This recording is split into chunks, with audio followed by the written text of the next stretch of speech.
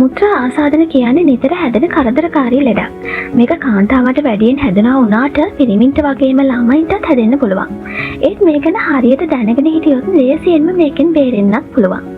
ඉතින් අද වීඩියෝ එකෙන් අපි කතා කරන්න බලාපොරොත්තු වෙන්නේ මුත්‍රා ආසාදන ඇති වෙන්න හේතු, රෝග ලක්ෂණ, පරීක්ෂණ, ප්‍රතිකාර සහ වළක්වා ගැනීම ක්‍රම ගැන. ඉතින් වැඩි වෙලා ගන්න නැතුව අපි යමු අද වීඩියෝ එකට.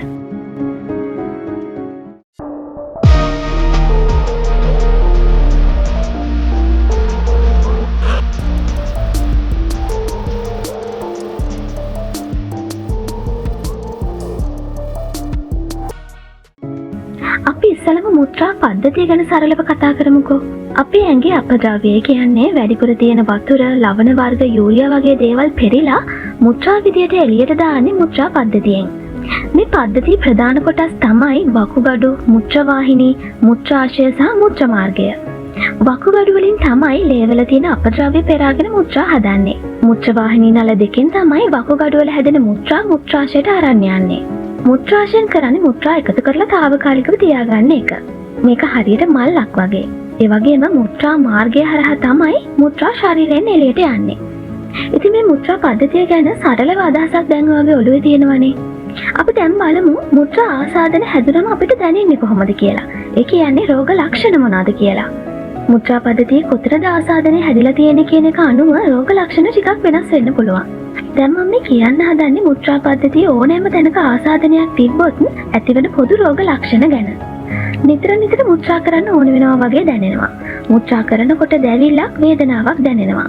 මුත්‍රා කරලා ඉවර වුණත් මදි වගේ දැනෙනවා. මුත්‍රාවල පාට වෙනස් වෙලා සමහර විට ලේ පාටට පේන්නත් පුළුවන්. යටිබඩේ වේදනාවක් එන්න පුළුවන්. ඔක්කාරය, වමනය, උණ, සීතල හැදෙන්නත් පුළුවන්. ඒ වගේම මුත්‍රාශයේ ආසාදන ඇති වෙන්නත් පුළුවන්. මෙන්න මේක තමයි වැඩිපුරම හැදෙන මුත්‍රා ආසාදන වර්ගය.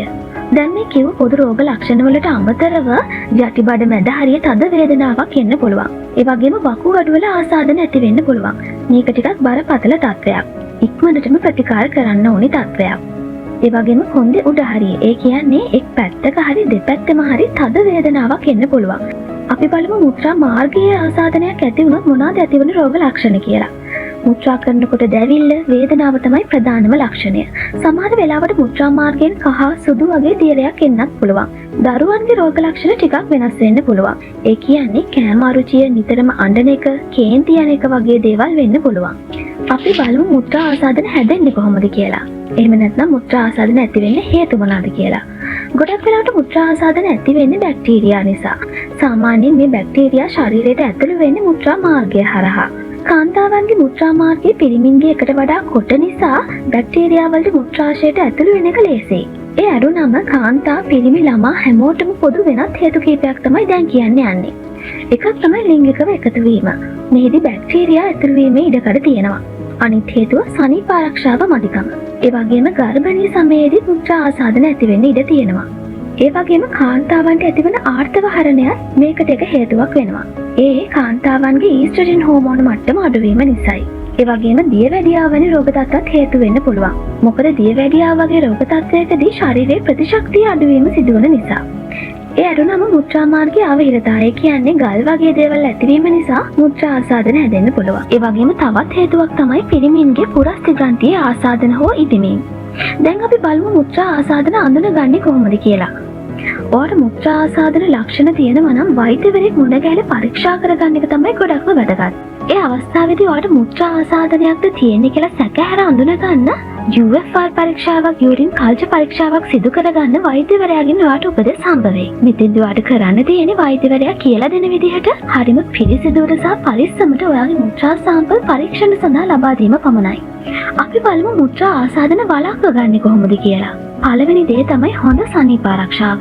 ඔයා වැසිකිලි ගිහලා ඉවරුණාට පස්සේ ඔයාගේ ශරීරය පිරිසිදු කරගන්නවනේ. අන්නේ පිරිසිදු කරන වෙලාවේදී ඔයාගේ ඉදිරිපස ප්‍රදේශයේ ඉඳන් පිටුපස ප්‍රදේශයට පිහදාන්න අමතක කරන්න එපා.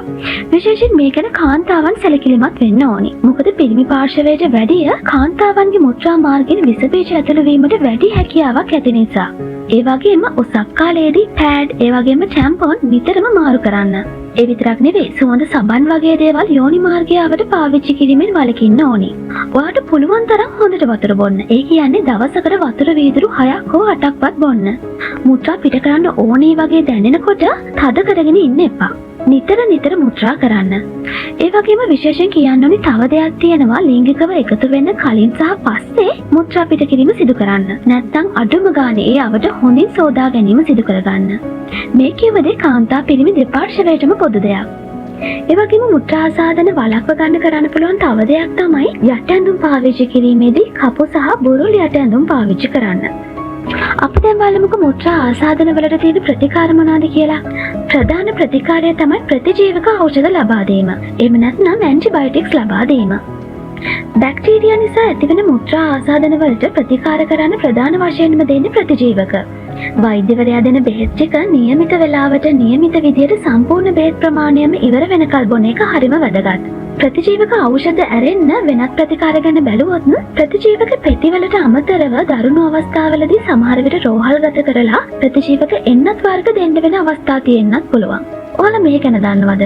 අපි නිතර ප්‍රතිජීවක ගන්නකොට බැක්ටීරියා ටික ඒවට ඔරොත්තු දෙන විදියට වෙනස් වෙනවා. ඒක නිසා ප්‍රතිජීවක નિયમિત විදියට පාවිච්චි කරන එක තමයි වැදගත්. ඉතින් මුත්‍රා ආසාදනයක් හැදුනොත් ඒක ඉක්මනින් සනීප වෙනවද කියලා ඔයාලට හිතෙනවා ඇතිනේ. ඔව්, ගොඩක් වෙලාවට ප්‍රතිජීවක අරන් දවස් කිහිපයකින් සනීප වෙනවා. ඉතින් මේ වගේ වෙලාවක ඔයාට කරන්න තියෙන එකම දේ රෝග ලක්ෂණ තියෙනවා නම් අඩුවක් නැත්නම් වැඩි වෙනවා නම් ඉක්මනින්ම වෛද්‍යවරයෙක් හම්බ වෙන්න යන්නේක. ඒ වගේම උණ, කොන්දේ කැකුම, වමනය වගේ දේවල් තියෙනවා නම් ඉක්මනටම රෝහලේ හදිසි ප්‍රතිකාර අංශයට ඒ කියන්නේ ETU එකට යන්න දෙපාරක් හිතන්න එපා. ඉතින් මුත්‍රා ආසාදන ගැන හරියට දැනගෙන පරිස්සමින් ඉන්න එක තමයි වැදගත්ම. ඔයාටත් මේ රෝග ලක්ෂණ තියෙනවා නම් දැන්වම වෛද්‍යවරයෙක් හමු වෙලා උපදෙස් ගන්න. ඉතින් අද වීඩියෝ එකේ ඔයාලා යම් දැනුමක් ලබා ගන්න ඇති. මතක ඇතුව මෙඩිප්‍රොෆෙසර් YouTube channel එක subscribe කරලා තියාගන්න.